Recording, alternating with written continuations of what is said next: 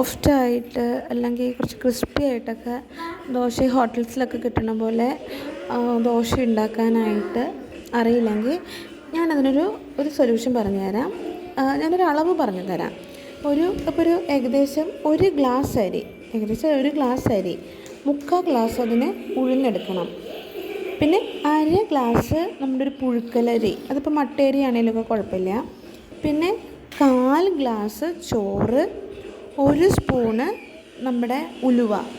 ഇത്ര വിട്ടിട്ട് ഈ അരിയും ഉഴുന്നൊക്കെ നന്നായിട്ട് വാഷ് ചെയ്തിട്ട് ചോറും കൂടെ ഇട്ട് കുതിർക്കണം.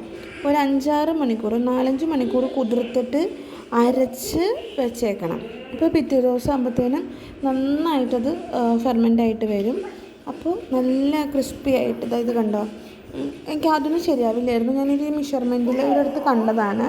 ഈ ഒരു മെഷർമെൻറ്റ് ചെയ്തപ്പോൾ നല്ല അടിപൊളിയായിട്ട് ഓരോ ദിവസം ഇങ്ങനെ ചെയ്യുമ്പോൾ ബെറ്ററായിട്ടാണ് വരുന്നത്. നിങ്ങൾക്കിപ്പോൾ ഈ ദോശ കാണുമ്പോൾ തന്നെ അറിയാം.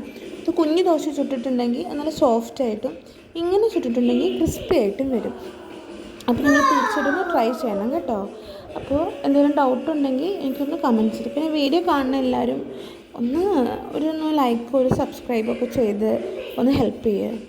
അപ്പോൾ കുറേ ആൾക്കാർ കാണുന്നുണ്ട്, പക്ഷെ ആരും ലൈക്കും ചെയ്യുന്നില്ല, സബ്സ്ക്രൈബും ചെയ്യുന്നില്ല, കമൻറ്റും ചെയ്യുന്നില്ല. ഞാനീ പറഞ്ഞ റെസിപ്പിയൊക്കെ എൻ്റെ ഓൺ റെസിപ്പീസാണ്, അല്ലെങ്കിൽ എവിടെ നിന്നൊക്കെ ആരെങ്കിലും പറഞ്ഞു തന്ന റെസിപ്പീസൊക്കെയാണ്. അപ്പോൾ ഇത് അതുപോലെയാണ്. കണ്ട ദോശയെല്ലാം നല്ല മുരിഞ്ഞ് ഇതും ചട്നി സാമ്പാറൊക്കെ കൂട്ടി കഴിച്ചാൽ ഹെവി, നമുക്ക് ഹെവൻ. അപ്പോൾ ഒന്ന് ജസ്റ്റ് ഒന്ന്